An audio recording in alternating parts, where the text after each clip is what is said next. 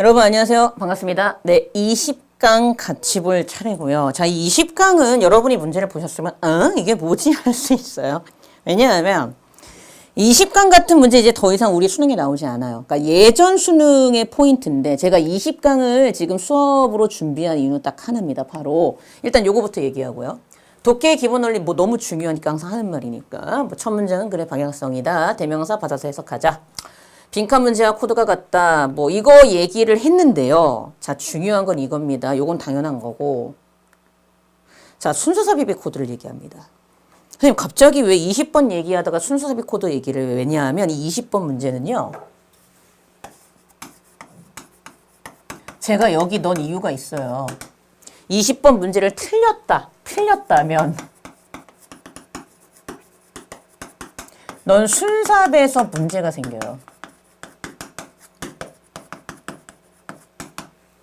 그러니까 이게 예전 대학 수학 능력 시험 문제였거든요. 그러니까 예전 대학 수학 능력 시험 문제는 연결사를 빈칸 문제로 낸 문제도 있었어요. 이렇게. 그러니까 빈칸 문제가 겁나 많았어요. 그래서 이제 제 기억이 맞으면 2014학년도부터 이제 빈칸 문제, 그러니까 2014학년도까지 빈칸 문제가 많았다가 애들이 너무 힘들어하니까 이제 2015학년도부터 빈칸을 줄였어요. 7개에서 4개로. 그리고 이건 그때도 좀 나왔던 문제이긴 한데 이게 되게 중요한 게 뭐냐면 지금 이 문제가 연결사를 넣는 문제잖아. 그러니까 만약에 여러분이 이 문제를 틀리셨다. 특히 답이 1번인데 4번을 해서 틀렸다. 그러면 순서삽입 문제 풀 때 문제가 심각해져요.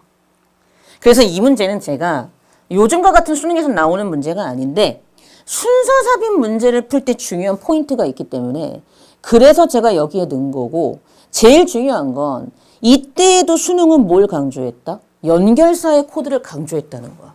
연결사의 코드. 왜? 수능에서 정말 이렇게까지 나왔으니까. 어떻게 나왔다? In other words와 additionally를 구별할 줄 아는지를 묻는 문제까지 나온 적이 있었다는 게 중요해요. 제가 수업 때 첨가 환원 구별해야 된다고 누누이 얘기했었잖아요. 수능에서 그것까지 구별을 해야 돼요. 동사관계 같으니까 얘도 되겠거니 이러시면 된다 안 된다? 안 됩니다.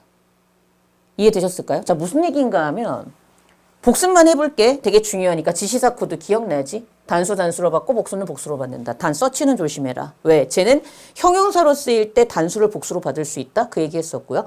연결사. 넓게 말하면 접속까지 포함을 한다. 다르긴 하지만 그 얘기 했었고 역접과 대체의 코드. 대체는 방향성이 동일하다. 자, 환원 첨가는 소재가 바뀌는가 안 바뀌는가가 되게 중요하다 그랬지.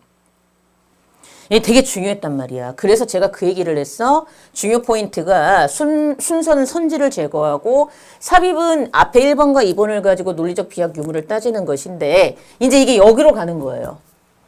왜냐? 이거 애들이 A가 for example인 건 너무 잘 알아요. 왜냐? 이걸 틀리면 문제가 좀 심각한 겁니다. 만약에 A부터 틀리셨다면 이분은 각자의 영어 선생님들한테 가셔가지고 상담을 받으셔야 돼요. 자, 이게요, 정답률 70%잖아요. 난리가 났었어요. 왜냐, 그 당시에 연결사 찾는 문제가 정답률이 70%면 진짜 어려웠던 거거든요. 대부분 8, 90%였으니까. 100%인 적도 있었고, 거의. 막 95% 이런 적도 있었단 말이야. 왜? 그러니까 애들은 읽으면 답이 나온다라고 생각하는 대표적인 문제 중에 하나가 이 문제였거든. 그래서 제 기억도 이 당시에 연결사를 빈칸 찾는 문제가 나오면 못해도 항상 80에서 85%의 정답률은 나왔어요. 근데 이때 최초로 대학 수학 능력 시험인데 정답률이 70%밖에 안 되는 상황이 발생했던 거죠. B 때문에. 왜냐? 여러분 수능은 환원과 첨가도 구별을 해야 된다니까. 수능 기출이잖아. 물어봐. 환원과 첨가를 구별을 못하면 넌 이제 순서하고 삽입에서 B 다음에 A가 나오는지 B 다음에 C가 나오는지를 헷갈리기 시작한다고. 아니 대상이 같아. 대상이 A에서 A로 바뀌었어. 동사관계가 같아. 대상이 같은데 어떻게 likewise가 있는데 A 다음에 B를 붙여. 첨가는 A 다음에 B나 C나 D가 나와야지. 대상이 달라야지. 그런 거를 되게 물어봐요 실제로. 근데 여러분은 그냥 동사관계가 같으니까 냅다 붙여버리죠. 그게 문제라는 겁니다. A는 그 다음에 구체적인 예시가 나오니까 for example이야. 근데 중요한 건 B는 어때? B는 B 앞에서 텔레비전이 나오지 않니? 네, B 뒤를 잘 봐요. B 뒤에선 텔레포니가 나와요. 같아요? 다르죠? 근데 둘 다 새로운 매체인 건 맞으니까 동사관계는 같은데 대상이 다르지? 그럼 뭐가 들어가야 돼? 첨가가 들어가야 돼. 그러면 additionally가 맞겠어요? 아니면은 in other words가 맞겠어요? A는 for example이 그대로 맞으니까. 당연히 1번이 답이죠? 그 당시에 진짜 의외로 4번을 많이 해서 틀렸다는 겁니다. 왜? 동사관계 같으니까 즉 다시 말해서도 되겠지라고 무지성으로 푼 거예요. 이러시면 안 돼요. 그리고는 왜 틀렸는지 몰라. 아, 이러면 된다, 안 된다? 안 됩니다. 아, 진짜야. 그래서 이거 문제 넣은 거야. 이 글이 어려운 글이 아니에요, 절대. 그래서 좀 경각심을 가지라는 의미에서 문제를 넣은 거야. 아, 제 수업의 목적은 뭐라고? 철저하게 수능에 맞춰져 있기 때문에 수능에서 이렇게까지 물어보니까 제발 부탁인데 여기까지 알아라.가 우리 수업의 목적이야. 자, 그럼 가볼게요. 내용은 진짜 쉬워요. 되게 민망해. 가볼게. 44쪽 가봅니다. 자, 44쪽의 첫 번째 문장. New media can be defined by four characteristics simultaneously. 자, 새로운 매체는요, 동시에 네 가지의 특성에 의해서 정의될 수 있대요. They are media at the turn of the 20th and 21st centuries. 자, 이 매체들은요, 20세기에서 21세기로 바뀔 때의 매체들에 해당이 되는데요. 얘들의 특징, 통합적이고요. integrative, 말 그대로 상호작용하고요.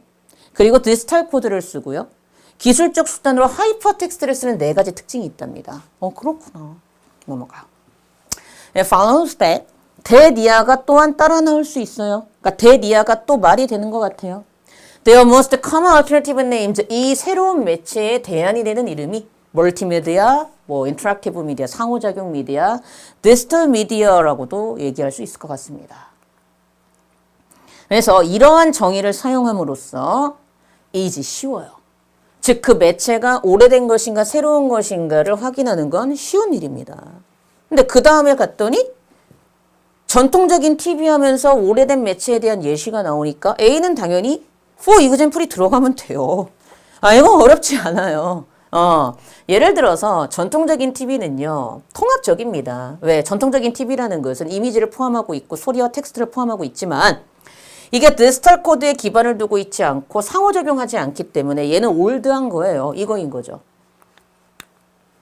그 다음 The plain old telephone was interactive but not integrated as it only transmitted speech and sound. It did not work with digital code. 그리고 평범한 옛날식 전화기도 상호작용해요. 하지만 얘들은 통합적이진 않죠. 왜? 이 전화기, 옛날식 전화기가 오직 스피치, 말과 소리만을 전달하고 얘가 디지털 코드로 작동을 하지 않기 때문에 얘는 올드한 거죠. 그러면 in contrast, 대조적으로. 그럼 봐봐.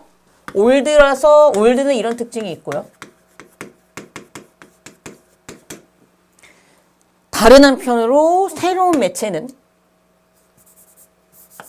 옛날 미디어. 새로운 미디어는 이런 특징이 있어요. 근데 이 특징이 어땠어요? 서로? 상반되는 특징이 분명히 있었죠. 맞잖아. 그래서 내가 in contrast는 요즘에 어떤 역할도 많이 한다고? 대체 코드의 역할도 많이 한다. 이때 대체 코드로 보셔도 돼. 얘는 이제 넓게 보면 역접으로도 쓰이기도 하고요. 대체로도 쓰이기도 하는데 요즘 수능에서는 대체, instead나 rather의 코드로 많이 쓰이더라고요. 이런 거야. 나의 사랑은 밖에 있지 않다. 대신에 나의 사랑은 안에 있다. 옛날이 새로운으로 바뀌는 순간 밖이 안으로 바뀐 거. 있지 않다가 있다로 바뀌는 것처럼 이런 특성이 이런 특성으로 바뀌는데 이 특성이 서로 상반되었으니까 반대 맞지. 딱 떨어져요. 대조적으로 The New Medium, 새로운 매체. 근데 상호작용하는 TV가 나와요. TV, 텔레비전. 상호작용하는 TV라는 새로운 매체는 상호작용성과 디지털 코드를 첨가했습니다. 그리고 B예요. 텔레폰이죠. 얘는 텔레비전인데 얘는 텔레폰이 전화기네. 다르잖아. 근데 분명히 얘도 뉴고 얘도 뉴니까 동사관계는 같지. 그럼 첨가죠. 환호는 대상이 무조건 같아야 돼요. 만약에 여기가 인어더 월즈가 되려면 텔레비전 얘기를 했어야 돼요. 아닙니다. 첨가야. 이와 유사하게도 이런 느낌인 거야. 새로운 세대의 모바일, 이동성 또는 고정되어 있는 텔레폰이 전화 통화 방법이 완전히 디지털화되어 있고 통합적이야. 왜? 얘들은 텍스트 그리고 사진 또는 비디오가 첨가되어 있기 때문에 그래. 그리고 얘네들은 인터넷에 연결되어 있기 때문에 그래서 얘들은 새로운 매체 하면서 끝나. 그럼 선지로 갔어. 아니 당연히 답이 뭐예요. 그렇죠. 이거죠. 그렇잖아요.